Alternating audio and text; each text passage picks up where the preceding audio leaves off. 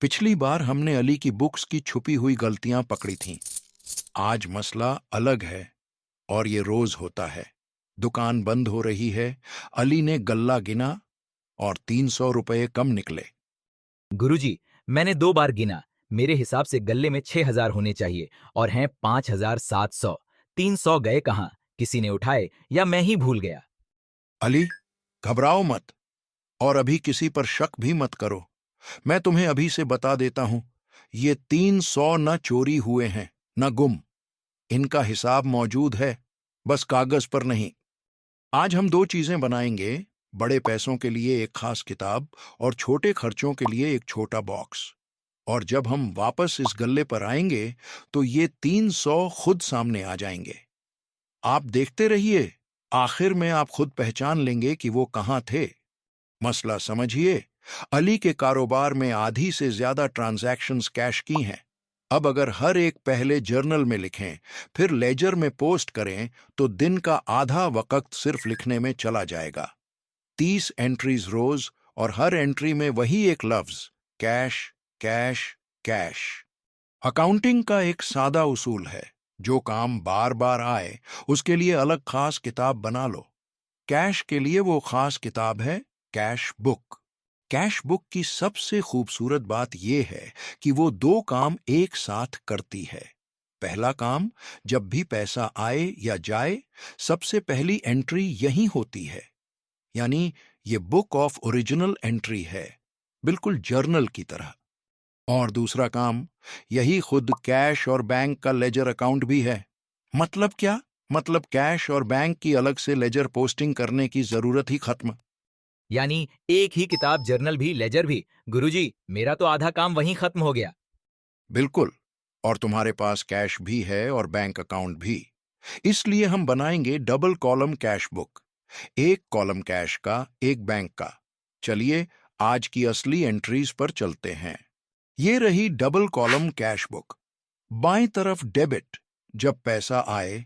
दाएं तरफ क्रेडिट, जब पैसा जाए। और हर तरफ दो कॉलम, एक कैश का, एक बैंक का। दिन की शुरुआत में अली के गल्ले में 5,000 कैश है और बैंक में 20,000। दोनों एसेट हैं और दोनों मौजूद हैं, इसलिए दोनों डेबिट साइड पर, बैलेंस ब्रॉट डाउन के तौर पर। और याद रखिए, यहां कोई नया उसूल नहीं। कैश और बैंक दोनों एसेट हैं। एसेट बढ़े तो डेबिट, घटे तो क्रेडिट। वही पुराना डेड रूल, बस नई किताब में। पहली, कैश सेल्स 3,000। पैसा गल्ले में आया तो कैश कॉलम डेबिट। दूसरी, अली ने 4,000 कैश लेकर बैंक में जमा करवा दिए। जरा रुक जाइए, ये वाली खास है, इसे अभी लिख लेते हैं। Cash column credit, bank column debit. और अगले मिनट में मैं आपको बताता हूं कि ये एंट्री एग्जाम में सबसे ज्यादा गलत क्यों होती है। तीसरी, बिलाल को चेक से 6,000 दिए। पैसा बैंक से निकला तो bank column credit. Cash column को हाथ भी नहीं लगा, क्योंकि गल्ले से कुछ नहीं गया। और चौथी, याद है सारा? वही जिसके लिए हमने प्रोविजन बनाया था। उसने अपना वादा निभाया। अली भाई, देर के लिए माजरत। ये लीजिए 2,000 पूरे। शुक्रिया सारा। गुरुजी, कैश कॉलम डेबिट, ठीक? बिल्कुल ठीक अली। डेप्टर से पैसा आया, कैश बढ़ा, डेबिट। आप सीख रहे हैं। अब वो खास एंट्री, अली ने 4,000 कैश बैंक में जमा किए। सोचिए, क्या ये खर्चा है? नहीं। क्या ये कमाई है? बिल्कुल नहीं। पैसा अली का था और अली का ही रहा, बस एक जेब से दूसरी जेब में चला गया। अब कमाल की बात सुनिए, इस एक ट्रांजैक्शन के दोनों असर, कैश का घटना और बैंक का बढ़ना, दोनों इसी एक किताब के अंदर लिखे जा रहे हैं। Cash column credit, bank column debit, एक ही लाइन में। इसको कहते हैं कॉन्ट्रा एंट्री। और यही वो जगह है जहां आधे स्टूडेंट्स नंबर खोते हैं। याद रखिए, कॉन्ट्रा एंट्री पर सिर्फ अंग्रेजी का सी लिख दीजिए और बस। इसकी कोई और पोस्टिंग कहीं नहीं होती। क्यों? क्योंकि दोनों अकाउंट इसी कैश बुक में मौजूद हैं। लेजर तक जाने की जरूरत ही नहीं। आपकी बारी। इन तीन में से कॉन्ट्रा एंट्री कौन सी है? ए, बी या सी? इशारा ये है, कॉन्ट्रा वहां होती है जहां पैसा अली के अपने कैश और अपने बैंक के दरमियान घूमा हो। सोचिए, 3, 2, 1। जवाब है बी। कैश से निकला, बैंक में गया, दोनों जेब अली की अपनी। ना कमाई ना खर्चा, सिर्फ जगह बदली। इसलिए सी का निशान, और कोई लेजर पोस्टिंग नहीं। ए में पैसा बाहर से आया, सारा से, वो कॉन्ट्रा नहीं। और सी में पैसा बाहर गया, बिलाल को, वो भी नहीं। शाबाश। और अब एक ट्रैप जो एग्जाम में अक्सर आता है, ध्यान से सुनिए।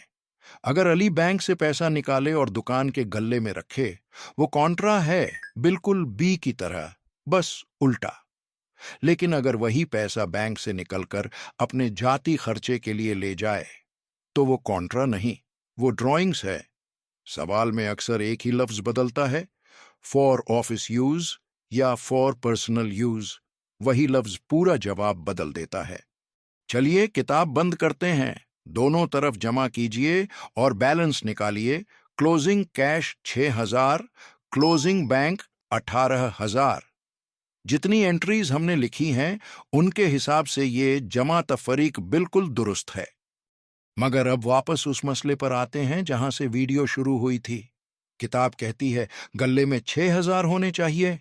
अली ने गिना 5,700, 300 का डिफरेंस। अब एक उसूल याद रखिए जो जिंदगी भर काम आएगा। गल्ला कभी झूठ नहीं बोलता, जो पैसा गल्ले में मौजूद है वही सच है। तो अगर किताब और गल्ला अलग हैं, तो गलती गल्ले में नहीं, किताब में है। और गलती ये नहीं कि कुछ गलत लिखा गया, गलती ये है कि कुछ लिखा ही नहीं गया। यानी हमारी किताब जमा तफरीक में तो ठीक है, मगर पूरी नहीं है। कुछ कैश गल्ले से बाहर गया और उसकी कोई एंट्री हुई ही नहीं। लिखा ही नहीं, मगर मैं तो हर बड़ी चीज लिखता हूँ गुरुजी। बड़ी चीज, हाँ। और छोटी चीजें, अली, चाय, रिक्शा, टेप का एक डिब्बा, बस वहीं से ये कहानी शुरू होती है। एक मसला अब भी बाकी है। चाय के 80 रुपये, रिक्शा के 120, टेप का एक डिब्बा 40 का। क्या ये सब भी बड़ी कैश बुक में लिखें? किताब भर जाएगी और बड़े कैशियर का पूरा दिन इन्हीं पर्चियों में गुजर जाएगा। मगर ना लिखें तो वही होता है जो आज हुआ। गल्ला शॉर्ट, यानी छोटे खर्चों को नजरअंदाज करना कोई हल नहीं। उनके लिए छोटा अलग इंतजाम चाहिए। इसलिए अली ने अपने असिस्टेंट हामिद को एक नई जिम्मेदारी दी। पेटी कैश का कैशियर, एक छोटा बॉक्स, एक वाउचर की कॉपी, और हर छोटा खर्चा अब हामिद के हाथ से।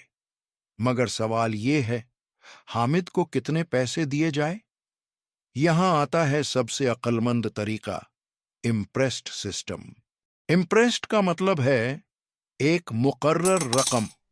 मान लीजिए 2,000 हफ्ते भर के लिए। हफ्ते के शुरू में अली ये 2,000 हामिद के बॉक्स में डाल देता है। इसी में से चाय, रिक्शा, स्टेशनरी, सब छोटे खर्चे। और हर खर्चे पर एक शर्त है, वाउचर, छोटी सी पर्ची, किस चीज का खर्चा कितने का। बिना वाउचर कोई पैसा बॉक्स से नहीं निकलता। ये एक जुमला याद रख लीजिए, क्योंकि असल कंट्रोल इसी से आता है। हामिद खर्चा लिखेगा अलग अलग कॉलम में, चाय का अपना, रिक्शा का अपना, स्टेशनरी का अपना। इन्हें एनालिटिकल कॉलम कहते हैं। फायदा ये कि हफ्ते के आखिर में अली एक नजर में देख ले कि पैसा किस चीज पर गया। अब सबसे अहम बात, और ये एग्जाम का पसंदीदा सवाल है। हफ्ते का खर्चा हुआ, चाय 450, रिक्शा 600, स्टेशनरी 350, माई 80, कुल 1,500। तो अली हफ्ते के आखिर में कितना वापस डालेगा? 2,000? नहीं, सिर्फ 1,500, बिल्कुल उतना जितना खर्चा हुआ। सोचिए क्यों? बॉक्स में पहले से 500 बचे हुए हैं, उनमें 1,500 मिलाइए, बॉक्स फिर से पूरे 2,000। हर हफ्ता वही 2,000 से शुरू। बस यही इम्प्रेस्ड सिस्टम है। रीइंबर्समेंट हमेशा खर्चे के बराबर, फ्लोट हमेशा फिक्स्ड। और एक सवाल जो जहन में आना चाहिए, ये 2,000 आए कहां से? गल्ले से। तो जब अली ने फ्लोट दिया, वो भी कैश बुक में लिखा गया, कैश गया, इसलिए क्रेडिट साइड। और हफ्ते के आखिर वाली 1,500 रीइंबर्समेंट भी वहीं, क्रेडिट साइड। यानी पेटी कैश बड़ी किताब से अलग नहीं, उसी से निकलता है और उसी में नजर आता है। अब समझ आया। बॉक्स हमेशा 2000 से शुरू होगा और वाउचर से मुझे पता भी रहेगा कि पैसा गया कहां। ना गल्ला शॉट, ना सर दर्द। आपकी बारी। अगले हफ्ते हामिद का खर्चा हुआ 1720। तो अली कितनी रीइंबर्समेंट करेगा, 2000 या कुछ और? सोचिए। 3, 2, 1। 1720। देखिए कैसे। बॉक्स में बचे थे 280, उनमें 1720 मिलाए, पूरे 2000।